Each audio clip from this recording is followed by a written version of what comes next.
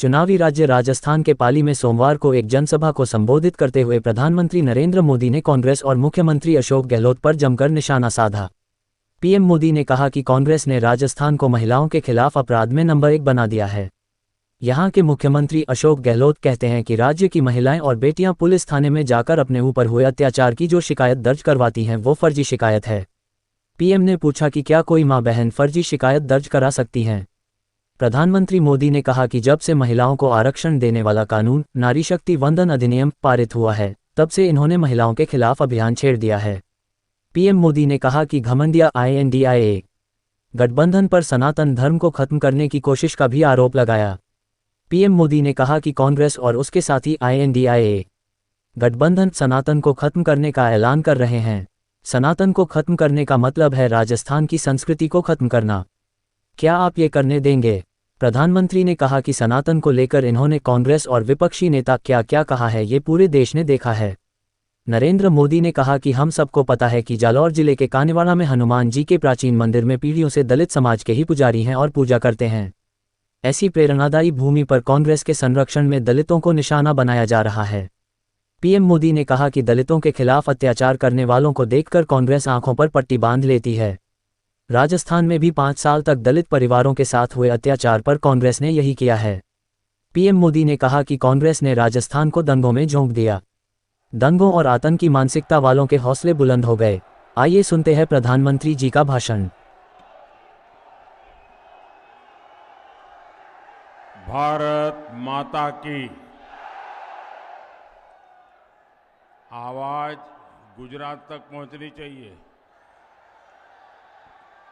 भारत माता की, भारत माता की, सुंधा माता की, आशापुरा माता की, सारणेश्वर महादेव की, भगवान ऋषभदेव की, आई माता की, बाबूजी महाराज की, चार भुजानाथ की, लक्ष्मीदास जी महाराज की, भारत माता की।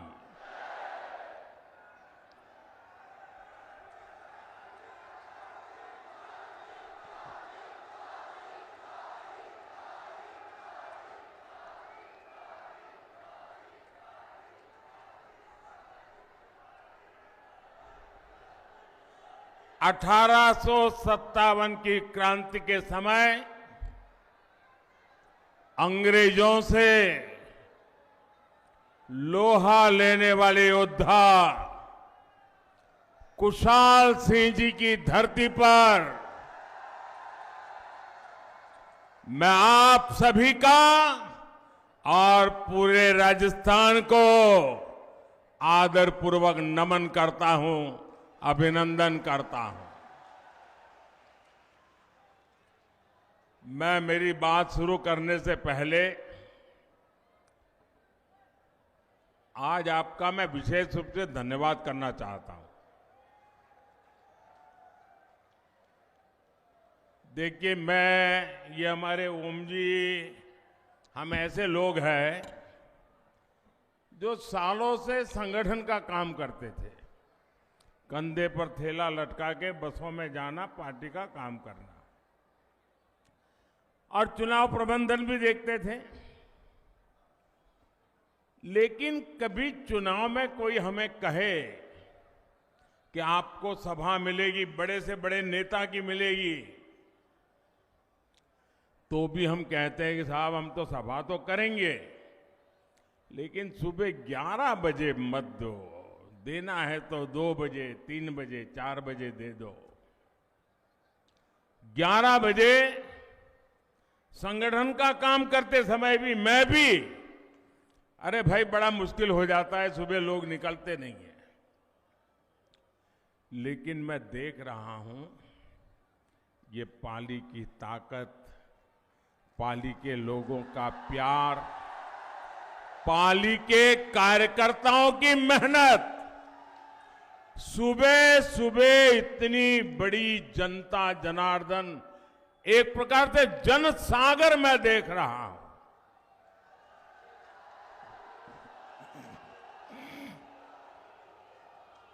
आप इतनी बड़ी तादाद में हम सबको आशीर्वाद देने के लिए आए हैं। मैं आप सबका हृदय से बहुत बहुत आभार व्यक्त करता हूं।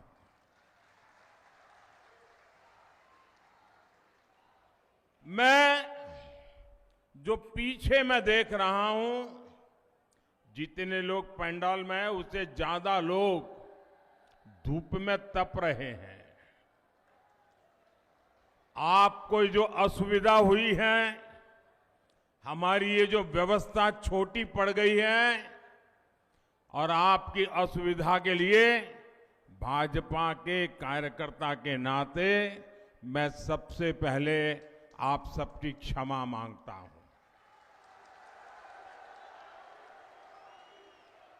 जो लोग ये ताप में तप रहे हैं और बड़े धैर्य के साथ सभा को सुन रहे हैं, जो ताप में तप रहे हैं, उनको मैं विश्वास दिलाना चाहता हूं कि ताप, ये आपकी तपस्या कभी भी बेकार नहीं जाने दूंगा। मैं विकास करके उसे लौटाऊंगा। आपके लिए कल्याण योजनाएं लेकर के आऊंगा और आपकी इस तपस्या का मैं प्यार से उसकी कीमत चुकाऊंगा, ये मैं आपको वादा करता हूं। भाइयों बहनों, ये पाली ऐसा है कि जो कभी पाला बदलता ही नहीं है।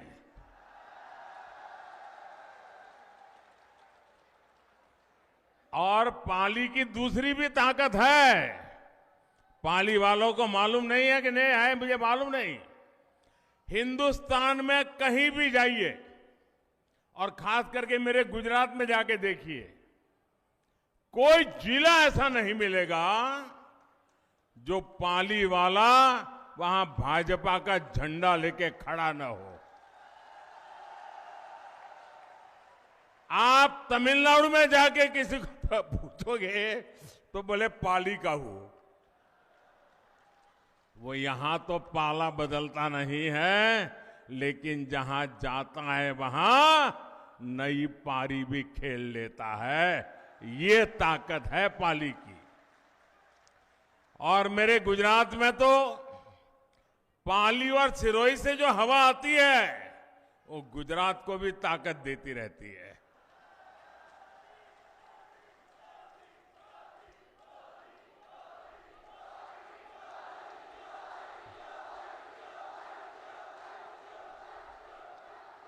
और मैं आज बड़े बड़े विश्वास से दो बात कह रहा हूं। पाली का भाजपा का कार्यकर्ता और सोजत की मेहंदी का रंग, ये कभी भी उतरते नहीं है।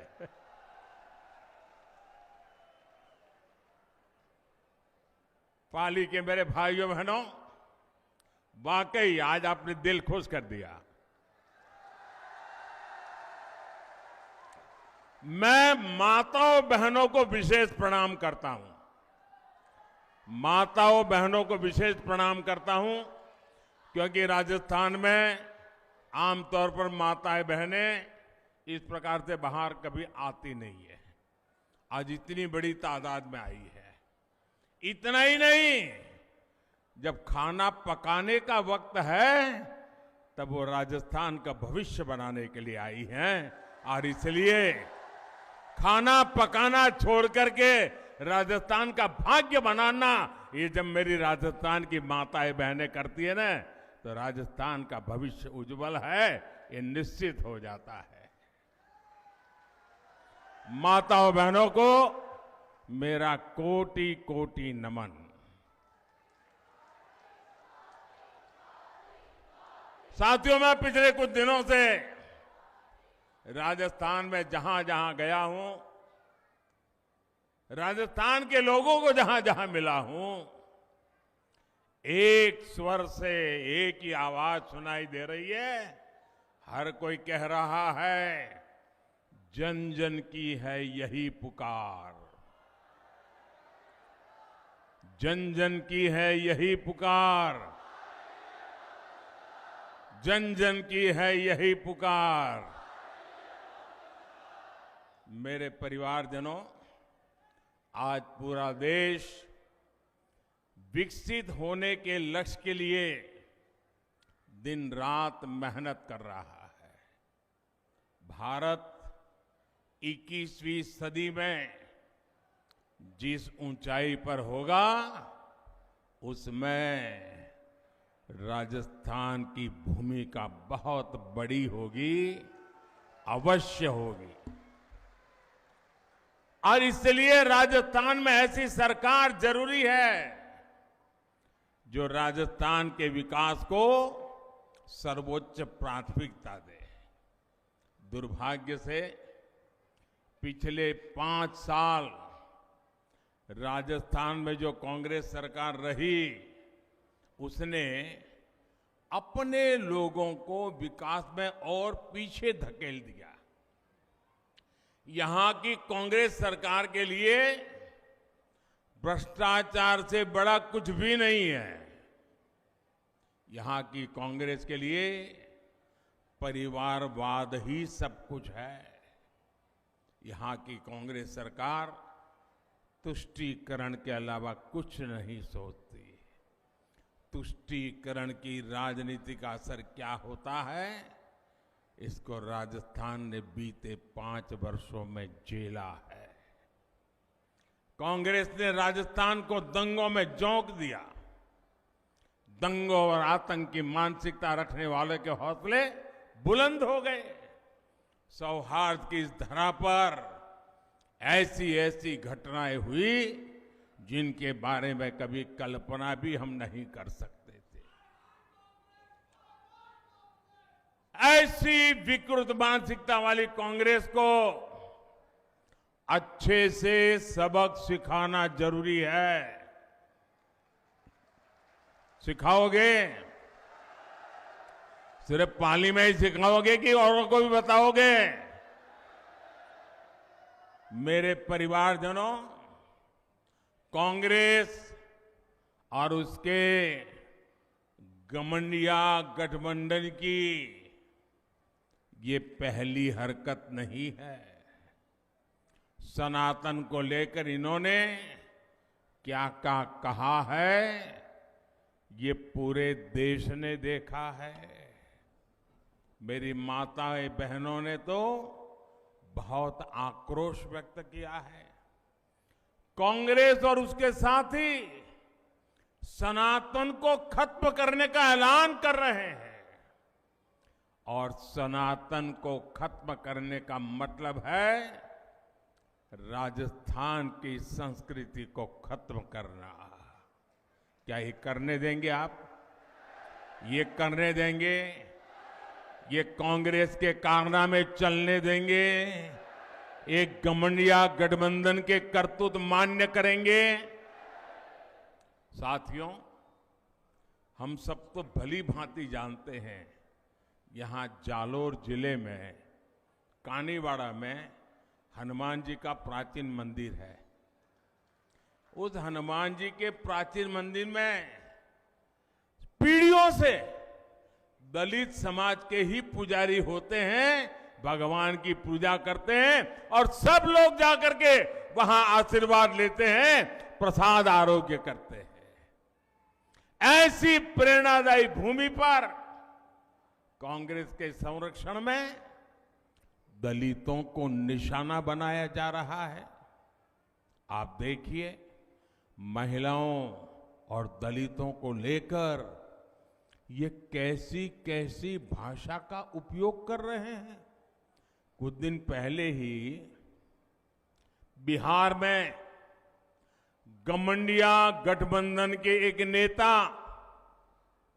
वो वहां के मुख्यमंत्री हैं, उन्होंने दलित समाज के एक पूर्व मुख्यमंत्री के लिए ऐसी अभद्र भाषा बोली ऐसी अभद्र भाषा बोली, कोई सामान्य नागरिक भी बातचीत में भी ऐसा नहीं बोल सकता। वो विधानसभा के फ्लोर पर बोल रहे थे। यह है घमंडिया गठबंधन। क्यों क्यों गालियां दी? क्योंकि वो पूर्व मुख्यमंत्री अति पिछड़े दलित परिवार से आते हैं, इसलिए उनकी बेइज्जती करने में उनको आनंद आता है। उन्होंने तो पाप किया, लेकिन कांग्रेस के एक भी नेता उसके मुंह से ये गलत हुआ है, ऐसा नहीं होना चाहिए, ये बताने का भी विवेक नहीं है। दलितों के खिलाफ अत्याचार करने वालों को देखकर कांग्रेस आंखों पर पट्टी बांध लेती है। यहां राजस्थान में 5 वर्ष तक दलित परिवारों के साथ हुए अत्याचार पर कांग्रेस ने यही किया है। साथियों, जब से महिलाओं को आरक्षण देने वाला कानून नारी शक्ति वंदन अधिनियम पारित हुआ है, तब से इन्होंने महिलाओं के विरुद्ध अभद्र अभियान छेड़ दिया है। घमंडिया गठबंधन के नेताओं ने कैसी कैसी आपत्तिजनक टिप्पणियां हमारी माताओं बहनों के लिए की है।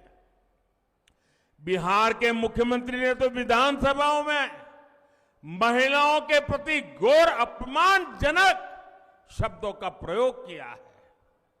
लेकिन मजाल है कि कांग्रेस के किसी भी नेता ने कोई आवाज उठाई हो। और यही कांग्रेस का असली चेहरा है, जिसे राजस्थान के लोग पहचान गए हैं।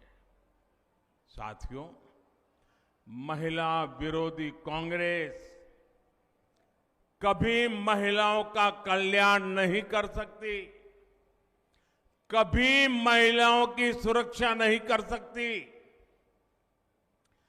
कांग्रेस ने राजस्थान को महिलाओं के खिलाफ अपराध में नंबर 1 बना दिया है। यहां मुख्यमंत्री कहते हैं कि राजस्थान की बहनों बेटियों ने पुलिस थाने में जाकर के उन पर जो अत्याचार हुए, जुल्म हुए, उसकी जो शिकायतें फरियाद दर्ज की हैं, यहां के मुख्यमंत्री कहते हैं कि ये सारी शिकायतें फर्जी है। क्या कोई मां बहन ऐसी फर्जी शिकायत करे? ऐसा हमारे देश में कभी हो सकता है क्या? आप मुझे बताइए, हो सकता है क्या? कभी कोई महिला, हमारे देश की माताएं बहनें तो ऐसी हैं, थोड़ा सा भी उनके साथ किसी ने बदतमीज की हो तो चुपचाप वहां से चुपचाप चली जाती है। वो सोचती है कि वो बुरा आदमी है, वो अपने घर जाए, मैं अपने काम पे चली जाती हूं। वो कभी झूठ बोलने का तो सोचती भी नहीं है। और जब पुलिस थाने में जाकर के उस पर हुए अत्याचार की बात लिखवाती है, तो कुछ तो सच होगा कि नहीं होगा भाई? होगा कि नहीं होगा? अरे मुख्यमंत्री ये कहे कि भाई हम जांच करवाएंगे, वे तो मुख्यमंत्री सर्टिफिकेट देते हैं कि महिलाएं आजकल फर्जी चीजें लिखवा देती हैं। क्या ये महिलाओं का अपमान है कि नहीं है? ऐसे ही जवाब देते हैं क्या? ये महिलाओं का अपमान है कि नहीं है? ये महिलाओं का अपमान है कि नहीं है? ये महिलाओं का अपमान है कि नहीं है? ये अपमान करने वाली सरकार जानी चाहिए कि नहीं जानी चाहिए? पूरे राजस्थान से जानी चाहिए कि नहीं जानी चाहिए? इतना ही नहीं, ये मुख्यमंत्री का सबसे करीबी मंत्री विधानसभा में इस अत्याचार को ये कहकर के उचित ठहराता है कि राजस्थान तो मर्दों का प्रदेश है। क्या मर्द इसलिए मर्द कहलाते हैं कि इस प्रकार से पाप करते हैं? ये मर्दों का अपमान है कि नहीं है? ये मर्दों का अपमान है कि नहीं है? अरे राजस्थान के मर्द बहन बेटियों की इज्जत के लिए अपना सर कटवा सकते हैं। ये मर्द होते हैं राजस्थान। और तुम्हारे मंत्री खुलेआम कह दे कि तुम मर्दों का प्रदेश है तो फिर महिलाओं के साथ आपको शोभा देता है क्या? और इतना ही नहीं, उस मंत्री के पास शायद कई लाल डायरिया छिपी हुई है, इसलिए ऐसे मंत्री को भी टिकट दे दिया। इसका मतलब यह हुआ कि महिलाओं पर अत्याचार और जुल्म करने वालों को कांग्रेस की दिल्ली सरकार भी, कांग्रेस के दिल्ली के कारनामे करने वाले लोग भी, कांग्रेस के दिल्ली में बैठे हुए सारे बाजीगर भी ये जादूगर की हर बात मानने लग गए हैं। और इसलिए कांग्रेस और इसके घमंडिया साथियों की मानसिकता एक जैसी है, महिला विरोधी है। मैं राजस्थान की हर बहन बेटी को कहूंगा, आपको राजस्थान से कांग्रेस को साफ करने के बाद ही चैन से बैठना है। कांग्रेस के लोग सिर्फ एक परिवार के बारे में सोचते हैं। भाजपा के लिए आप सभी हमारा परिवार है। भाजपा का निरंतर प्रयास है कि हर परिवार की बचत को कैसे बढ़ाया जाए। आप याद कीजिए, कांग्रेस की सरकार जब थी तब 2 लाख रुपए तक की इनकम पर भी टैक्स लगता था। यहां के लोग तो बराबर व्यापार दुनिया से जुड़े हुए हैं। 2 लाख रुपए पर टैक्स लगता था कि नहीं लगता था? जरा जवाब दीजिए, याद कीजिए। कांग्रेस के जमाने में 2 लाख रुपया पर टैक्स लगता था कि नहीं लगता था? ये मोदी के आने के बाद 7 लाख रुपये तक एक नया पैसा टैक्स नहीं लगता है। मेरे मध्यम वर्ग के पैसे बचते हैं। 2014 में सरकार बनने के बाद भाजपा ने डायरेक्ट टैक्स में जो कमी की है, उसकी वजह से मध्यम वर्ग के जेब में 2.5 लाख करोड़ रुपए बचे हैं। और ये हमारे कर्मचारी हो, हमारे व्यापारी हो, छोटे दुकानदार हो, इनके लिए बहुत बड़ी राहत का काम है।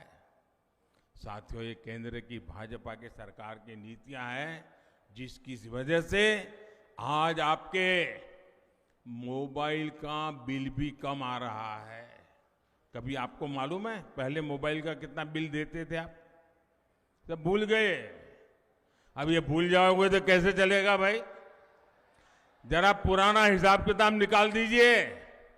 2014 के पहले आपके पास अगर मोबाइल फोन था तो मोबाइल का बिल कितना आता था, वो जरा देख लीजिए। कांग्रेस सरकार के समय में आप जितना मोबाइल डेटा खर्च करते थे, आज अगर डेटा की कीमत वही होती, 2014 में जो दाम देने पड़ते थे, आज अगर वही होता ना, तो हर महीने सिर्फ मोबाइल खर्च में आपको 5,000 रुपये अधिक खर्च करना पड़ता। अभी आपका हर महीने 5,000 रुपया बचा कि नहीं बचा? जरा जोर से बोलो ना, पैसा बचा यार, मारवाड़ी हो। 5,000 रुपया बचा कि नहीं बचा? आज एक घर में 3 या 4 मोबाइल होते हैं तो कितना रुपया बचा?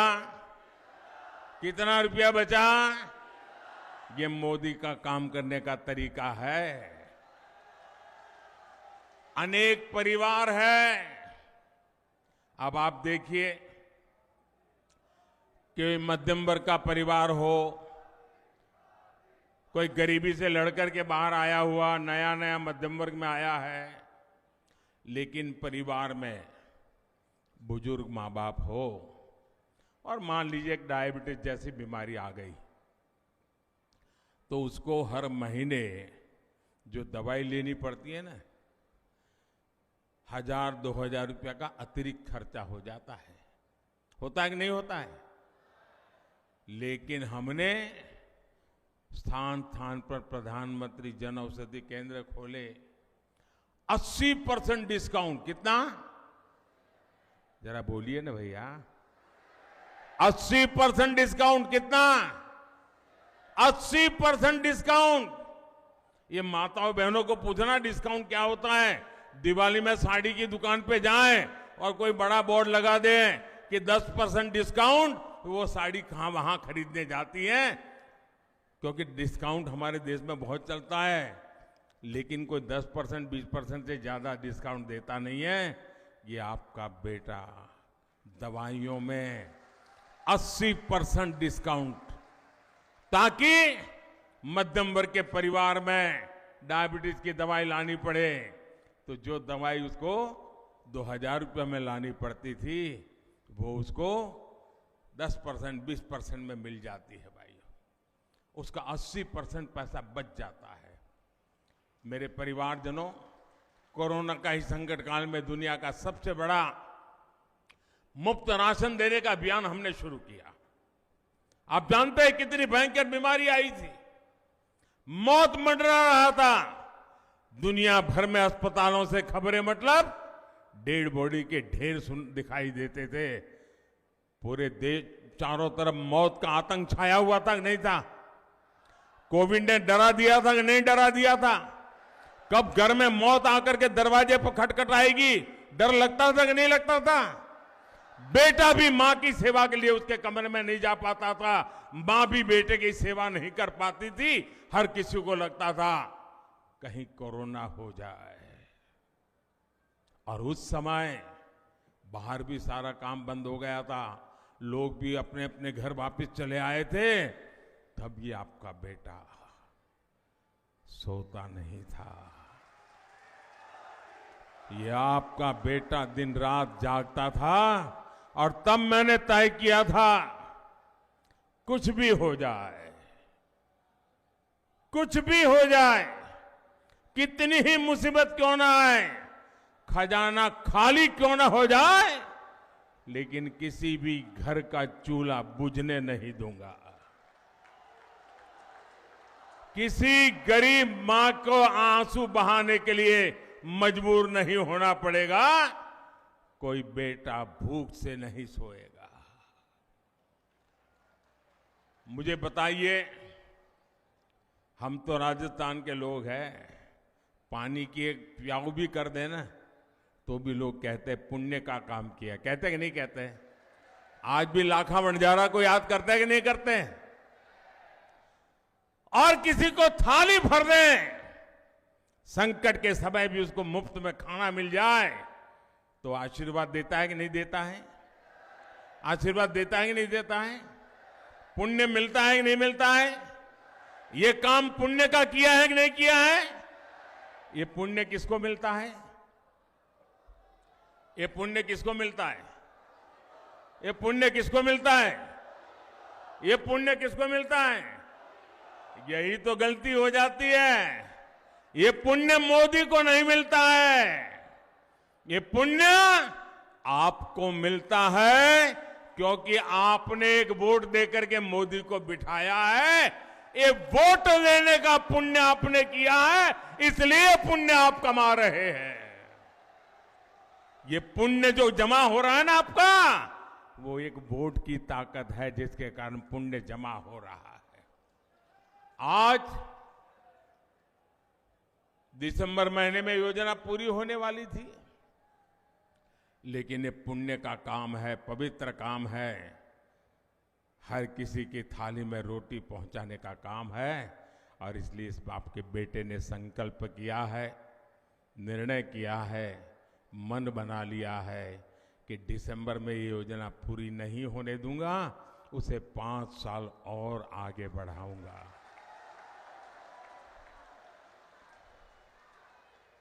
लेकिन कांग्रेस के भ्रष्ट लोगों ने इसमें भी भ्रष्टाचार का मौका खोज लिया।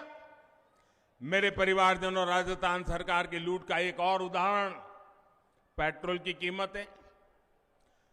आप देखिए राजस्थान के अड़ोस पड़ोस के राज्य, राजस्थान का पड़ोसी यूपी है, राजस्थान का पड़ोसी हरियाणा है, राजस्थान का पड़ोसी गुजरात है, वहां भाजपा की सरकारें हैं। वहां पेट्रोल 97 रुपये प्रति लीटर मिलता है, 97।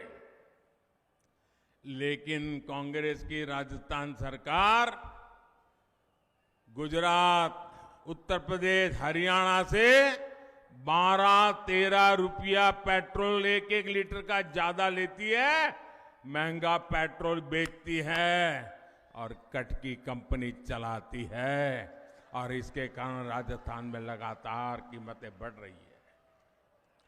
मैं आज राजस्थान को वादा करता हूं, मैं गारंटी देता हूं, 3 दिसंबर के बाद भाजपा सरकार बनेगी तो उसके बाद पेट्रोल डीजल की कीमतों की समीक्षा की जाएगी।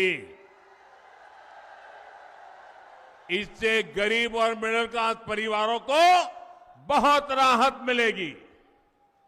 मेरे परिवारजनों, जहां जहां भाजपा की डबल इंजन सरकार है, वहां वहां केंद्र की हर योजना तेजी से जमीन पर उतरती है, या फिर भाजपा की राज्य सरकारें अपना भी कुछ उसमें जोड़ करके देती है।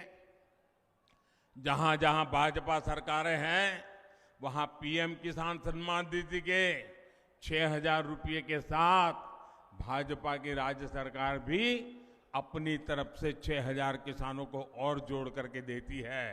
अब मैं राजस्थान भाजपा के नेताओं को बधाई देता हूं, उन्होंने भी संकल्प किया है कि 3 दिसंबर को बाद भाजपा की सरकार बनने के बाद किसान को 6,000 रुपया और, यानी अब 12,000 रुपया मिलना शुरू हो जाएगा। लेकिन भाइयों बहनों, किसान विरोधी, गरीब विरोधी कांग्रेस सरकार आपके हित में ऐसा कोई फैसला ले ही नहीं सकती है। एक और उदाहरण मैं देता हूं, गरीबों को पक्का आवास देने की योजना। लेकिन राजस्थान में हम पूरी कोशिश के बाद भी अभी तक लगभग 20 लाख गरीब बना पाए हैं। यहां पाली जिले के गांवों में भी 35,000 से अधिक घर बने हैं। इनकी संख्या बहुत ज्यादा हो सकती थी, लेकिन राजस्थान की गरीब विरोधी सरकार ने गरीबों के घर बनाने में लगातार अड़चनें लगाई। और मुझे भी हेलीपैड पर कार्यकर्ता मिले, वो बजा रहे थे कि जब भी रजिस्ट्री होती थी तो राजस्थान की सरकार ऑनलाइन को सब बंद कर देती थी, ऑफलाइन कर देती थी, और बोले हमारा रजिस्ट्री नहीं होती थी, ऐसा पाप करते थे। ये गरीब विरोधी कैसी मानसिकता है। भाइयों बहनों, आप मेरा एक काम करेंगे, आपके गांव में, आपके शहर में, किसी भी मोहल्ले में कोई फुटपाथ पर रहता है, कोई झुग्गी झोपड़ी में रहता है, कोई कच्चे टूटे फूटे मकान में रहता है, उसको बता देना कि मोदी जी पाली आए थे और मोदी जी ने कहा है कि 3 दिसंबर को बीजेपी की सरकार बनने के बाद ये गरीबों को पक्का घर देने का काम फिर से चालू होगा और उनका घर भी बन जाएगा। ये काम करोगे? जाकर के बताओगे? ये मोदी की गारंटी है, बताओगे? साथियों, राजस्थान में हर घर नल से जल पहुंचाने के अभियान को भी कांग्रेस ने लूटने का काम किया है। हरियाणा और गुजरात में भाजपा सरकारों ने 100% घरों तक नल से जल पहुंचाया है, लेकिन राजस्थान में अभी तक आधी आबादी तक भी पानी पहुंचा नहीं है। माताओं बहनों से उनकी क्या दुश्मनी है मुझे समझ नहीं आ रहा है, वरना सबसे पहला काम कोई पानी पहुंचाने का करता और तब मेरी माताएं बहनें इतना आशीर्वाद देती, लेकिन उन्होंने नहीं किया तो नहीं, होने भी नहीं दिया। मैं दिल्ली से नल के लिए पैसा भेजता हूं, पाइप के लिए पैसा भेजता हूं, और यहां कांग्रेसी कागजों पर नल लगाते हैं और पैसे पैसे डकार कर जाते हैं। राजस्थान को पानी की समस्याओं मुक्त करने के लिए कांग्रेस ने भी, अगर आपको पानी चाहिए तो आपको ये काम करना पड़ेगा, करोगे?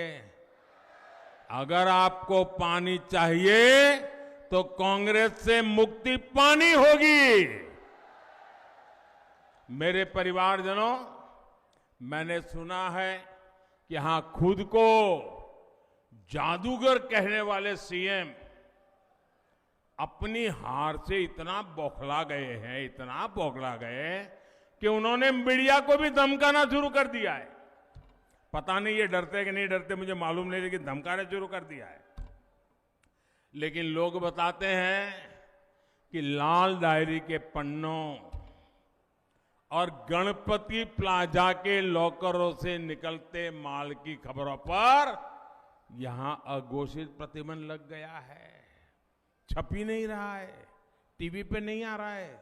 अचानक क्या हो गया भाई? मीडिया को दबा करके इनसे झूठी खबरें लेकर जुड़ी जो खबरें हैं वो छापो मत, और झूठी खबरें छापो, ये खेल कर रहे हैं गहलोत जी। अरे जिनकी नैया को जनता ने डुबाने का ठान लिया है वो कांग्रेस पैसे देकर अखबारों में फर्जी लहर चलवा रही है, और जादूगर साहब आपका जादू आपकी काली कमाई के सच को दबा नहीं सकता है। ये पाप से आपको बचा नहीं सकता है। जिन युवाओं का भविष्य पेपर लीक करके बेचा गया है उस पर यह जादू नहीं चलेगा। जिन कर्मचारियों को ट्रांसफर पोस्टिंग के नाम पर लूटा गया है, परेशान किया गया है, उन पर यह जादू नहीं चलेगा। मेरे परिवारजनों, कांग्रेस सरकार ने पाली समेत पूरे राजस्थान को अपने हाल पर छोड़ दिया है। कांग्रेस सरकार के डूलमुल रवैये के कारण पाली शहर की स्थिति भी खस्ता हाल है। आप लोगों को आए दिन प्रदर्शन करना पड़ता है, मोर्चे निकालने पड़ते हैं, संघर्ष करना पड़ता है, लेकिन कांग्रेस के नेताओं ने कभी इसकी परवाह नहीं की। अब कांग्रेस के ऐसे नेताओं को सबक सिखाने का समय आ गया है। साथियों, पाली आस्था और आध्यात्म का केंद्र है। यहां हमारी विरासत से जुड़े अनेक महत्वपूर्ण स्थान हैं, इसलिए यहां पर्यटन को लेकर अनेक संभावनाएं हैं। आपको याद होगा कि हाल ही में पाली जिले को राजस्थान की पहली हेरिटेज ट्रेन की सौगात मिली है। मारवाड़ जंक्शन रेलवे स्टेशन से कामली घाट के बीच राजस्थान की पहली हेरिटेज ट्रेन शुरू की गई है। विस्टाडोम एक ऐसी कोच वाली ये ट्रेन देशी विदेशी पर्यटकों को आपके जिले में लेकर आएगी। ये ट्रेन राजस्थान के मिनी कश्मीर कही जाने वाले गोरम घाट के खूबसूरत नजारों को दुनिया के पर्यटन मानचित्र पर ला करके रखेगी। यहां की रोड और रेल कनेक्टिविटी पर भाजपा सरकार बल दे रही है। अमृत भारत स्टेशन योजना के तहत पाली मारवाड़, सोजत रोड, सोमेश्वर और रानी रेलवे स्टेशनों का आधुनिकीकरण किया जा रहा है। Marwar Delhi Mumbai dedicated freight corridor से जुड़ा है। इससे इस पूरे क्षेत्र में टूरिज्म और इंडस्ट्री दोनों को बहुत लाभ होगा। महसाणा बठिंडा गुरदासपुर गैस पाइपलाइन ये शुरू होने से घरों में चूल्हे तक गैस की पाइपलाइन आ जाएगी माताएं बहनें, और गैस सस्ता भी हो जाएगा, और इससे यहां के उद्योगों को भी लाभ होगा। साथियों, पाली जिले ने तो हमेशा भाजपा को भरपूर प्यार दिया है, और इसलिए मैं आपके पास वोट मांगने नहीं आया हूं। आप वो लोग हैं जिनसे कुछ मांगना ही नहीं पड़ा है। आपने कभी देने में कमी नहीं रखी है। मैं तो आया हूं मेरे पाली के सभी परिवारजनों को निमंत्रण देने के लिए कि 3 दिसंबर के बाद भाजपा की सरकार का शपथ होगा, उस शपथ समारोह में आने के लिए निमंत्रण देने आया हूं।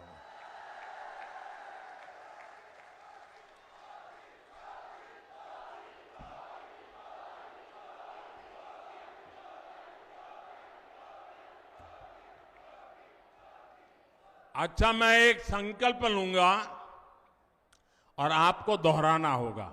दोहराओगे? आपको बोलना होगा, कमल चुनेगा राजस्थान। क्या बोलना है? क्या बोलना है? जरा दोनों हाथ ऊपर करके मुट्ठी बंद करके बोलते रहना है आपको। बोलेंगे? पूरी ताकत से बोलेंगे, दोनों हाथ ऊपर करके।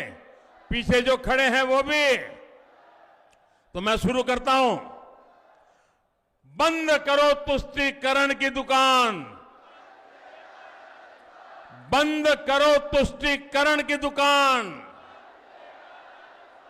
दंगाइयों का काम तमाम। भ्रष्टाचार पर लगे लगाम। पेपर माफिया की मिटे नामो निशान। बहन बेटियों का बढ़ेगा मान। आपकी हिम्मत और हौसला देख करके मुझे पक्का लगता है कि हर कोने से कांग्रेस गई। अच्छा, मेरा एक काम करोगे? मेरा एक काम करोगे? ऐसे नहीं, जरा जोर से बोलो तो बताऊं मैं। हाँ? करोगे? चुनाव वाला काम नहीं है, फिर भी करोगे? ये चुनावी क्षेत्र वाला कोई कुछ नहीं है, सीधा सीधा काम है। करोगे? मेरा पर्सनल काम है। करोगे? पक्का करोगे? अच्छा, तो एक काम करना, घर घर जाना, हर परिवार को कहना कि अपने मोदी जी पाली आए थे और अपने मोदी जी ने आपको राम राम कहा है। ये मेरा राम राम पहुंचा दोगे? हर घर में मेरा प्रणाम पहुंचा दोगे? हर घर में मेरा नमस्ते पहुंचा दोगे? जब आप हर परिवार में मेरा राम राम पहुंचाओगे ना, मेरा प्रणाम पहुंचाओगे ना, मेरा नमस्ते कहोगे ना, तो वो पूरा परिवार मुझे आशीर्वाद देगा। पूरा परिवार मुझे आशीर्वाद देगा। और जब आशीर्वाद मिलते हैं ना, तो मुझे एक नई औषधि मिल जाती है। जब आशीर्वाद मिलते हैं तो मुझे नई ऊर्जा मिल जाती है। अगर आशीर्वाद मिलते हैं तो आपकी आकांक्षाएं पूरी करने की ताकत आ जाती है। जब आशीर्वाद मिलते हैं तो दिन रात दौड़ने का हौसला बुलंद हो जाता है। और इसलिए हर परिवार में जाना होगा, राम राम कहना होगा। कहेंगे? कहेंगे? बोलो भारत माता की, भारत माता की, भारत माता की। बहुत बहुत